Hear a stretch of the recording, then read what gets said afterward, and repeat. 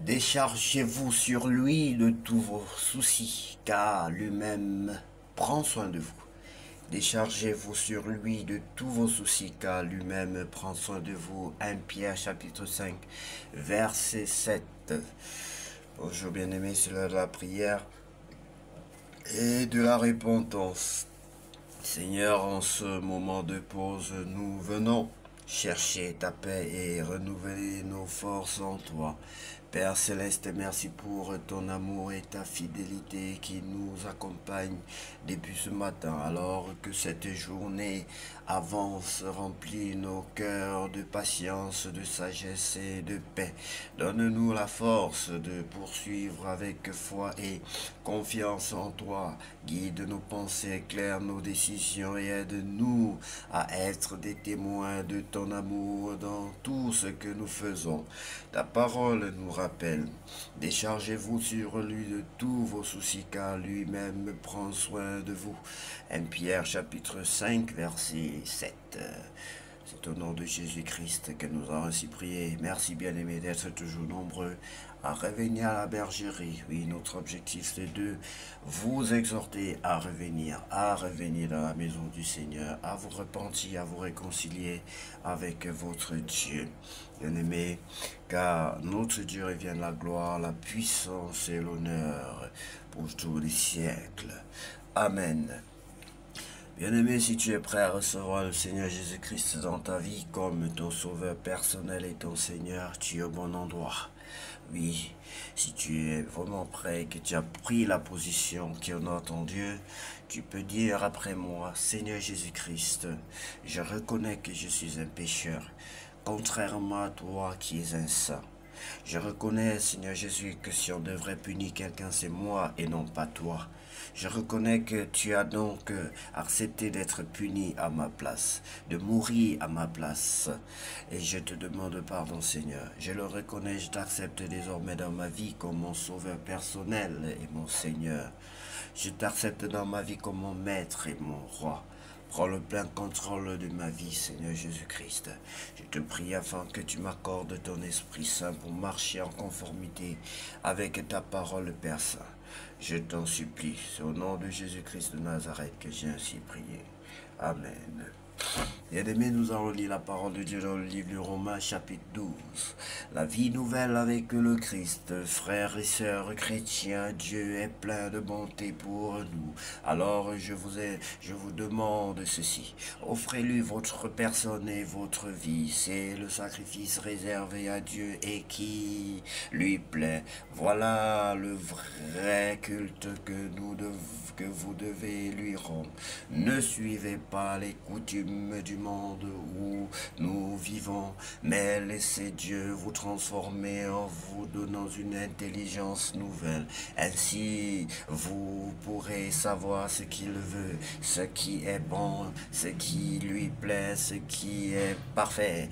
Dieu m'a donné gratuitement ses bienfaits. Je peux donc dire à chacun de nous, ne vous croyez pas plus important que vous n'êtes, mais que chacun se juge comme il est, selon la mesure de foi que Dieu lui a donnée en partage.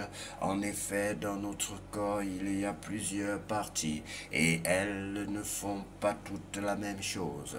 De même, nous qui sommes plusieurs, nous formons tous ensemble un seul corps en étant unis au Christ, et nous sommes tous unis les uns aux autres, chacun à sa place, comme les parties d'un même corps. Nous avons reçu de Dieu des dons et ils sont différents pour chacun de nous. Alors si quelqu'un a le don de parler comme un prophète, qu'il parle en accord avec la foi commune à tous.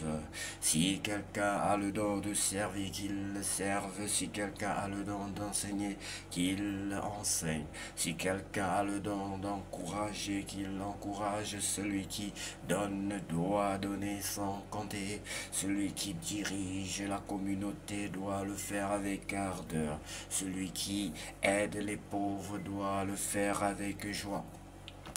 Que votre amour soit vrai, détestez le mal, attachez-vous au bien, aimez-vous de tout votre cœur comme des frères et sœurs chrétiens, soyez toujours les premiers à vous respecter les uns les autres, servez le Seigneur activement, sans paresse et de tout votre cœur, soyez dans la joie à cause de votre espérance, restez patient dans le malheur, continuez à prier fidèlement, aidez les chrétiens qui en ont besoin, recevez bien ceux qui viennent chez vous, souhaitez du bien à ceux qui vous font souffrir, souhaitez du bien et non du mal, soyez dans la joie avec ceux qui sont dans la joie, pleurez avec ceux qui pleurent, soyez bien d'accord entre vous, ne cherchez pas de grandes choses, mais laissez-vous attirer par ce qui est simple.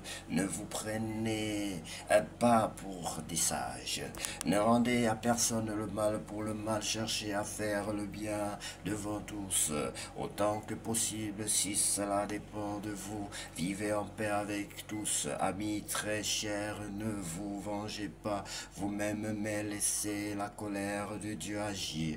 En effet, dans les livres saints, le Seigneur Dieu dit: à moi la vengeance, c'est moi qui donnerai à chacun ce qu'il mérite.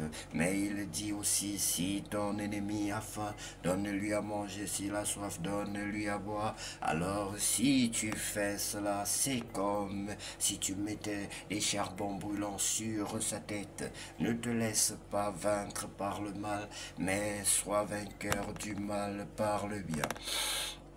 Excellente conclusion, bien-aimés. Que Dieu vous bénisse abondamment, abondamment pour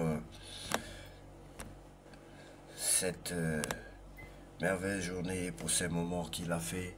Puisse la parole de Dieu demeure en nous, je vous exhorte.